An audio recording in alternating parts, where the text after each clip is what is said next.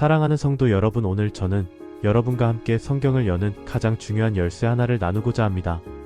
그것은 바로 비유입니다. 마태복음 13장 34절에서 35절을 보면 예수께서 이 모든 것을 무리에게 비유로 말씀하시고 비유가 아니면 아무것도 말씀하지 아니하셨으니 이는 선지자를 통하여 말씀하신 바 내가 입을 열어 비유로 말하고 창세부터 감추인 것들을 드러내리라 함을 이루려 하심이라고 기록되어 있습니다. 여러분 들으셨습니까? 비유가 아니면 아무것도 말씀하지 않으셨다고 했습니다. 창세부터 감추인 것들이 비유 안에 담겨 있다고 했습니다. 그렇다면 우리가 비유를 모르고서 어떻게 하나님의 깊은 뜻을 알 수 있겠습니까? 비유는 단순한 문학적 기법이 아닙니다.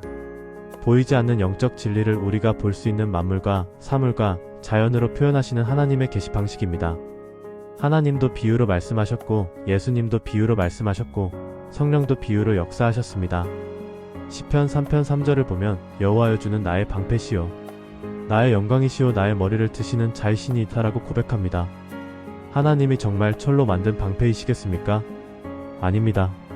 방패가 전쟁터에서 병사를 보호하듯이 하나님께서 우리를 지켜주신다는 것입니다. 시편 27편 1절에서는 여호와는 나의 빛이요 나의 구원이시니라고 했습니다.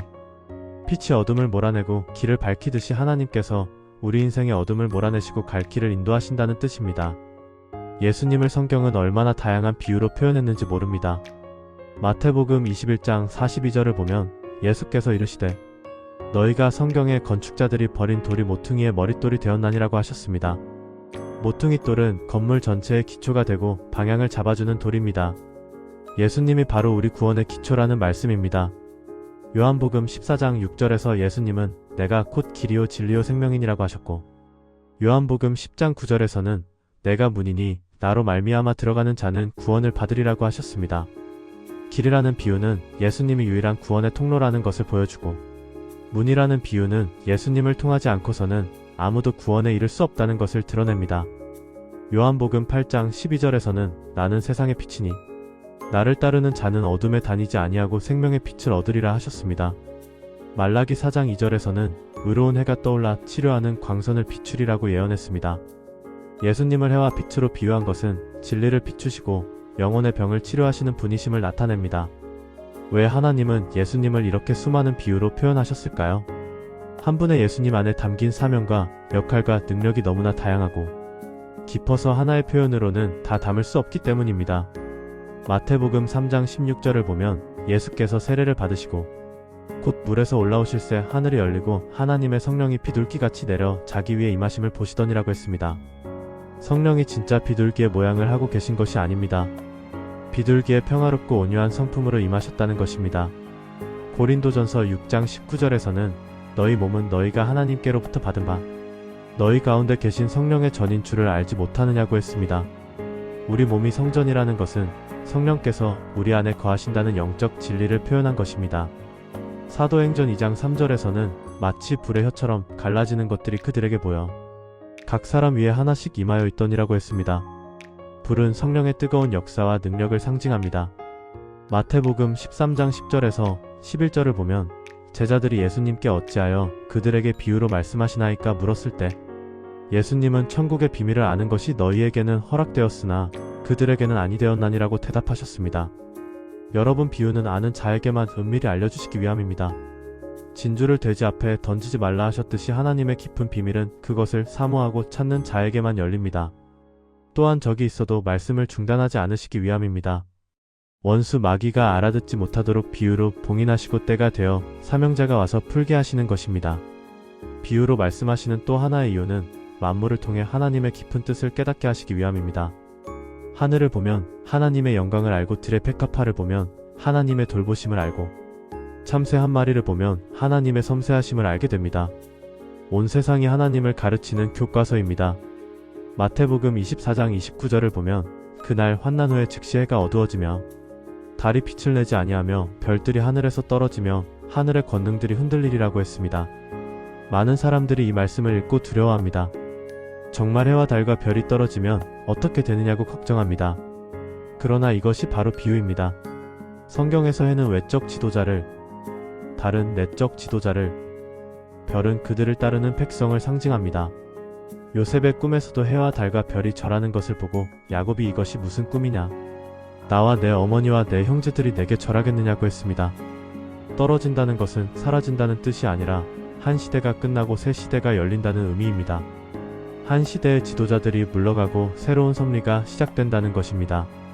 마태복음 24장 30절에서 그때의 인자의 징조가 하늘에서 보이겠고 그때의 땅의 모든 족속들이 통곡하며 그들이 인자가 구름을 타고 능력과 큰 영광으로 오는 것을 보리라고 했습니다. 여러분, 예수님이 정말 하늘에 구름을 타고 내려오신다고 생각하십니까? 다니엘 7장 13절을 보면 밤 환상 중에 인자 같은 이가 하늘 구름을 타고 와서라고 했고 요한계시록 1장 7절에서는 볼지어다 그가 구름을 타고 오시리라고 했습니다.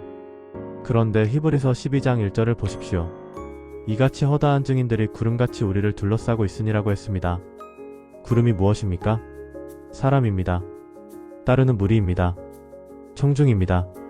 예수님 초림 때도 12제자와 70인과 수많은 따르는 자들을 거느리고 오셨습니다. 재림도 마찬가지입니다. 사람의 구름을 타고 오시는 것입니다.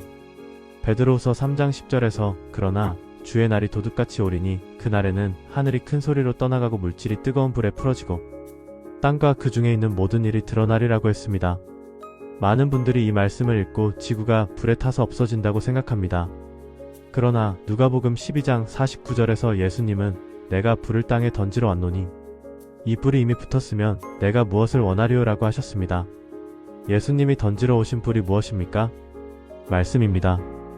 예레미야 23장 29절에서 여호와의 말씀이니라 내 말이 불같지 아니하냐 바위를 쳐서 부스러뜨리는 방망이 같지 아니하냐고 하셨습니다. 에베소서 6장 17절에서는 구원의 투구와 성령의 검 곧 하나님의 말씀을 가지라고 했습니다. 칼도 비유입니다. 성령의 검은 말씀입니다. 불도 비유입니다. 말씀의 불입니다.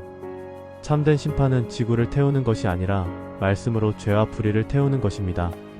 말씀 앞에 설 때 우리의 더러운 것이 다 없어지고 정금같이 연단됩니다. 마태복음 13장을 보면 예수님께서 씨 뿌리는 비유를 말씀하셨습니다. 밭은 무엇입니까? 사람의 마음입니다. 길가 밭은 말씀을 듣고도 깨닫지 못하여 악한 자에게 빼앗기는 마음이고 돌밭은 말씀을 기쁘게 받으나 뿌리가 없어 환난이 오면 넘어지는 마음이고 가시떨기 밭은 세상 염려와 재물의 유혹의 말씀이 막혀버리는 마음이고 좋은 밭은 말씀을 듣고 깨달아 30배, 60배, 100배 결실하는 마음입니다. 양도 비유입니다. 양은 미련하지만 순하고 목자를 따릅니다. 가라지도 비유입니다. 밀과 함께 자라지만 결국 불에 태워질 악인입니다. 마태복음 17장 24절에서 27절을 보면 참으로 놀라운 사건이 기록되어 있습니다. 세금 받는 자들이 베드로에게 와서 너희 선생은 반 세겔을 내지 아니하느냐고 물었습니다. 베드로가 집에 들어갔을 때 예수님이 먼저 말씀하셨습니다. 시몬아, 내 생각은 어떠하냐? 세상 임금들이 누구에게 관세와 국세를 받느냐? 자기 아들에게냐 타인에게냐? 베드로가 타인에게니이다 하니 예수님께서 그러하면 아들들은 세를 면하리라 하시고는 바다에 가서 낚시를 던져 먼저 오르는 고기를 가져 입을 열면 돈 한 세겔을 얻을 것이니 그것을 가져다가 나와 너를 위하여 주라고 하셨습니다. 여러분, 이 말씀을 그냥 기적으로만 읽으면 절반만 읽은 것입니다. 바다는 무엇입니까? 세상입니다. 이사야 57장 20절에서 아기는 쉬지 못하는 바다 같다고 했고 요한계시록 17장 15절에서는 물은 백성과 무리와 열국과 방언이라고 했습니다. 물고기는 무엇입니까? 세상에 사는 사람입니다. 물고기 입에 있는 돈은 무엇입니까? 사람을 통해 얻어지는 재정입니다. 예수님께서 베드로에게 가르쳐 주신 것이 무엇입니까? 세상 바다에 나가 사람을 낚으면 그 사람 안에 내가 필요한 모든 것이 있다는 것입니다. 답은 사람 속에 있습니다. 하나님의 역사도 사람을 통해 이루어지고 물질도 사람을 통해 채워지고 은혜도 사람을 통해 흘러갑니다. 요한계시록 4장 7절을 보면 보좌 주위에 네 생물이 있는데 그 중 하나가 날아가는 톡수리 같다고 했습니다. 왜 하나님은 톡수리를 비유로 사용하셨을까요? 톡수리는 빠릅니다. 하나님의 역사가 신속하게 임함을 나타냅니다. 톡수리는 날카로운 부리를 가졌습니다. 강하고 예리한 말씀을 상징합니다. 톡수리는 강한 발톱을 가졌습니다. 권세와 능력을 의미합니다. 무엇보다 톡수리는 뛰어난 시력을 가졌습니다. 수 킬로미터 밖에 작은 것도 볼 수 있습니다. 요한계시록 19장 12절에서 그의 눈은 불꽃 같다고 했는데 이것은 꿰뚫어 보시는 통찰력을 말합니다. 하나님께서 독수리의 특성을 아시고 그 비유를 사용하셨습니다. 만물 하나하나에 하나님의 뜻이 담겨 있습니다. 그래서 욥기 12장 7절에서 8절을 보면 이제 모든 짐승에게 물어보라. 그것들이 내게 가르치리라. 공중의 새에게 물어보라. 그것들이 또한 내게 말하리라. 땅에게 말하라.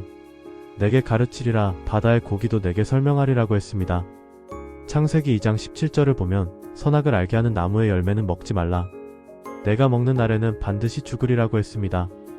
많은 사람들이 선악과가 사과였느냐, 감이었느냐, 무화과였느냐 궁금해합니다. 그러나 선악과는 문자적인 과일이 아닙니다. 요한계시록 20장 2절을 보면 용을 잡으니 곧 옛 뱀이요 마귀요 사탄이라고 했습니다. 에덴 동산의 뱀이 사탄이라고 성경 스스로가 비유를 풀어주고 있습니다. 그렇다면 뱀이 먹으라고 한 선악과도 비유입니다. 잠언 30장 20절을 보면 음녀의 행위도 이와 같아서 먹고 그 입을 씻음같이 내가 악을 행하지 아니하였다 하느니라고 했습니다.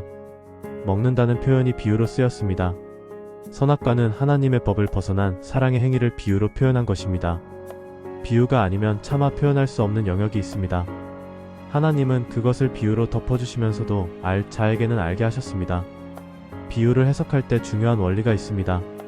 큰 존재는 큰 것으로 비유하고 작은 존재는 작은 것으로 비유합니다. 다니엘 4장을 보면 느부갓네살 왕을 큰 나무로 비유했습니다. 그 나무가 자라서 하늘에 닿았고 그 잎사귀가 아름답고 열매가 많아 모든 육체에 먹을 것이 되었습니다.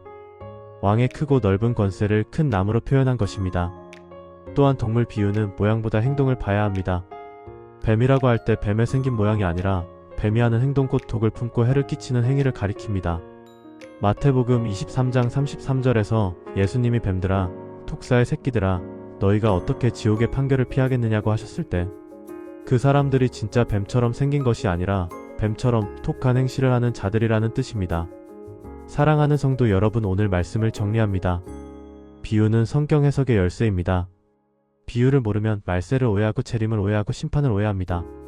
문자적으로만 해석하면 혼란에 빠지지만 비유로 해석하면 분별이 생기고 깨달음이 열리고 바르게 실천할 수 있습니다.